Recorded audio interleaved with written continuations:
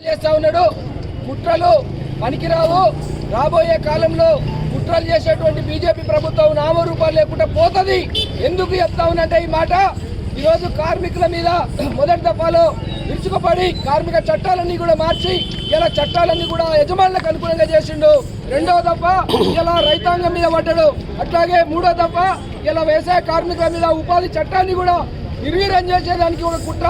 ఈరోజు మొత్తం కూడా గుజరాత్లో ఉన్నటువంటి పెట్టుబడిదారుల యొక్క హక్కులను కాపాడడానికి, వాళ్ళకి సంపదను దోచిపెట్టడానికి ఇలా మోడీ మొత్తం కూడా ఈరోజు ఆలోచన చేస్తూ ఉన్నాడు.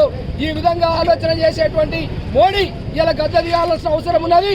ఇలా రైతాంగానికి, కార్మికులకు, వ్యవసాయ కార్మికులకు, ఇలా నిరుద్యోగులకు అందరికీ కూడా వ్యతిరేకంగా చేస్తున్నటువంటి ఆలోచనలు ఈరోజు కిందికి రావాలి అని అంటే ఇక్కడ ఉన్నటువంటి మనం గ్రామ స్థాయిలో ఉన్నటువంటి రైతులు, కార్మికులు మొత్తం కూడా ఏకమై గ్రామ స్థాయిలో కూడా పెద్ద ఎత్తున ఉద్యమాలు చేయాల్సిన అవసరం ఉందని చెప్పి కూడా ఈ సందర్భంగా తెలియజేస్తూ, రాబోయే కాలంలో ఆ ఉద్యమాలకు మనం అందరం కూడా నాంది పలకాలని చెప్పి కూడా ఈ సందర్భంగా కోరుతూ ఈ అవకాశం ఇచ్చేందుకు ధన్యవాదాలు తెలియజేస్తున్నాను. ముగిస్తాం.